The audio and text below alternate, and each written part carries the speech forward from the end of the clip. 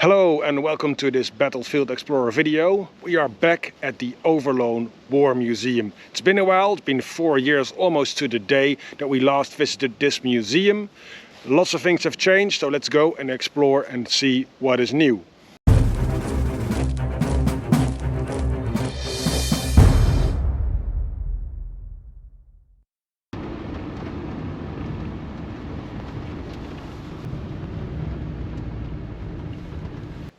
The entrance to the museum park has not changed much, except for the addition of this sign: War belongs in a museum. We then walk through the park to the entrance of the main building. Unfortunately, we're still in the middle of the pandemic and certain rules have to be adhered to, such as wearing a face mask.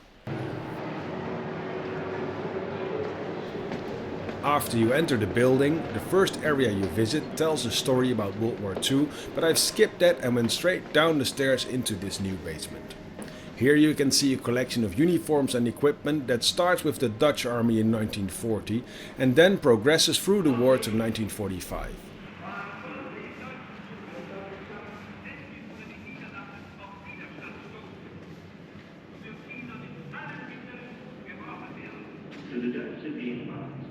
You can see how quickly uniforms and weapons evolved during this time period.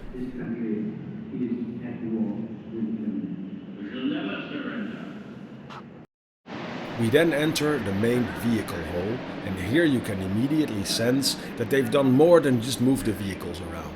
The change in the lighting system makes a massive difference to the atmosphere in the museum.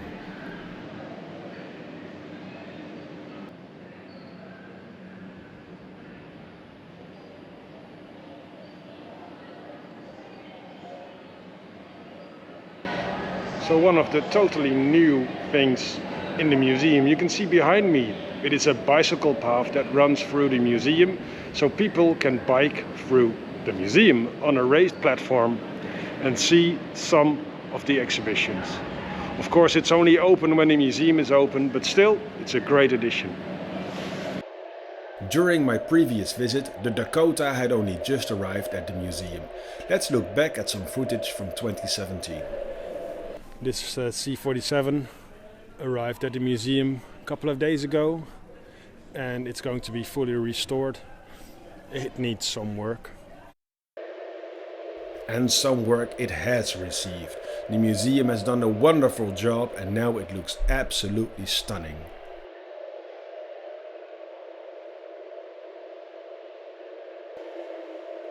Parked behind the Dakota is an airspeed Horsa glider, a replica of a Horsa glider, I should say. Built from scratch in England, they used the original drawings and many original parts to recreate this beauty. It arrived in the Netherlands in 2019 and was put on display in Oosterbeek during the 75th commemoration of Operation Market Garden. Then it was moved to the museum where they reassembled this massive glider.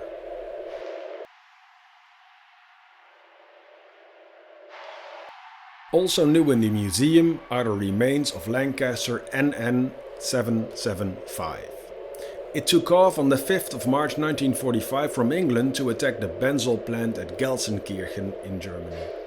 For some unknown reason it crashed in already liberated Belgium with the loss of all 7 members of the crew. In 2016, after years of research, the plane hunters group excavated the crash site and has then preserved the remains of the plane.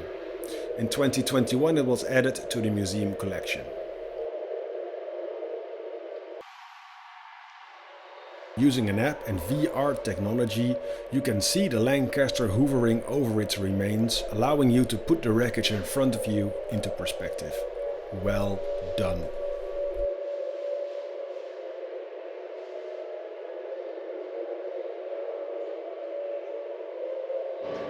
Of course I had to show you the Panther tank from the 107 Panzer Brigade. The brigade was deployed on the eastern flank of Operation Market Garden between Eindhoven and Veghel. They attacked the bridge at Zon on the 19th of September and shelled the road the next day, temporarily blocking all traffic going north.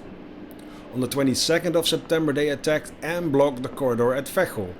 The day after, the 107 had to pull back and eventually found itself in Overloon, where the museum is located. There, this Panther was destroyed on either the 12th or the 13th of October.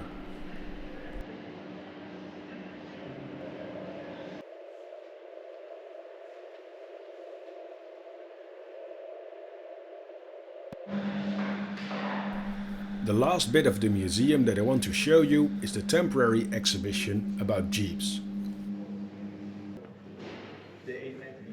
The museum has collected a number of different variants, including the very early Willys.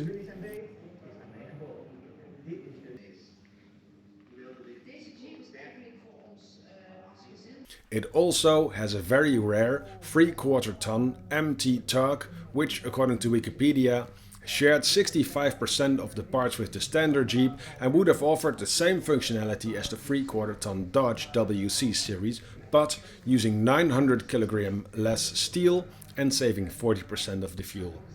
Last but certainly not least is this GPA, the amphibious version of the Jeep. It wasn't the most successful design, it turned out to be too slow and heavy on land, and it did not excel with seagoing abilities in open water. On top of that, maintenance was also very difficult. The museum has changed so much. It is practically a new museum. If you've been here 5 years ago, make sure to plan another visit, because it still is one of the best war museums in Europe. I hope you enjoyed this video. Have a great day and see you some other time.